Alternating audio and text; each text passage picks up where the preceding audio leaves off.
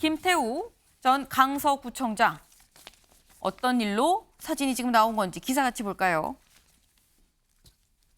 여당 강서구청장 보궐선거 결국 후보 낸다. 네. 강서구청장 보궐선거에 후보를 4개로 결정을 했다라는 겁니다. 근데 뭐 김태우다 아니다가 결정이 된 건 아닌 것 같아. 하지만 나오는 얘기가 다음 기사 이어서 보겠습니다.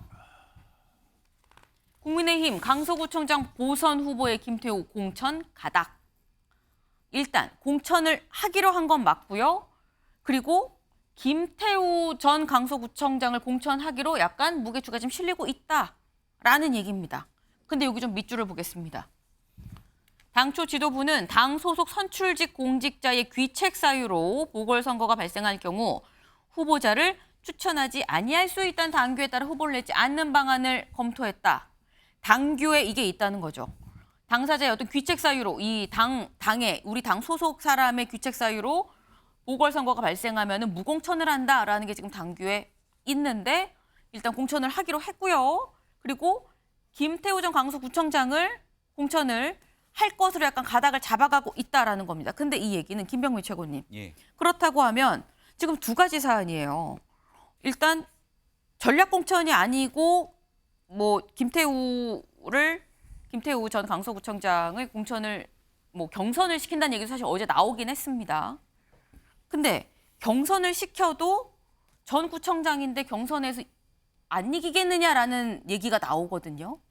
그거는 실제 지금 김태우 전 구청장만 있는 게 아니라 네. 김진선 위원장이라고 네. 그 지역에 있는 당협위원장을 또 함께 했던 인사가 열심히 뛰고 있기 때문에 만약에 경쟁이 붙게 되면 어떤 후보가 압도적인 우위를 점할지는 알 수가 없는 상태로 보입니다. 알 수 없다. 그러니까 민주당 같은 경우는 특정 후보를 이제 전략 공천을 한 상황인데요. 네. 지금 국민의힘은 월요일, 목요일이 최고위원회가 있기 때문에 아마 내일 최고위원회에서 이 공천을 하기로 결정을 하게 된다면 네. 공천관리위원회를 발족하고 발족됐던 공천관리위원회가 여기에서 심사를 통한 공천을 하게 될지 아니면 말씀 주신 경선하게 될지 등에 대한 여부는 공천관리위원회에서 정하게 됩니다. 네. 일단 내일 최고위원회에서 그 안건들이 올라와서 처리되는 과정들을 거치는 거기 때문에 일단은 공천관리위원회를 통해서 어떻게 진행될지 여부들은 아직까지 이 미지수로 남아있다고 말씀드리겠습니다. 근데 그렇다면 요거 하나만 더 여쭤볼게.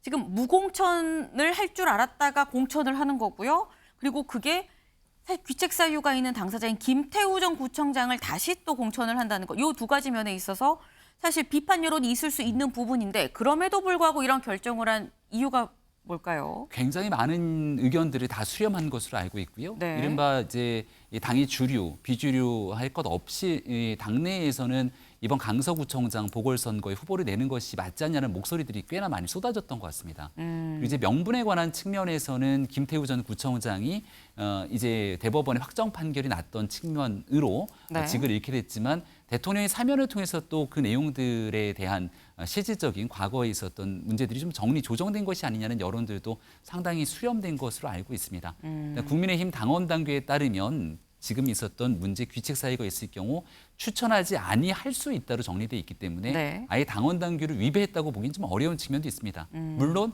과거에 있었던 일들 때문에 아예 무공천하는 것이 원칙상 맞다 이렇게 주장하시는 분들의 의견들도 있습니다. 네. 이 내용들이 이제 복합적으로 고민해서 그래도 공천관리위를 발족하는 것이 맞지 않겠냐 판단한 것 같은데 내일 최고위원회를 통해서 이 안건들이 올라오게 되면 최종 심의가 이뤄지게 될 것으로 보입니다.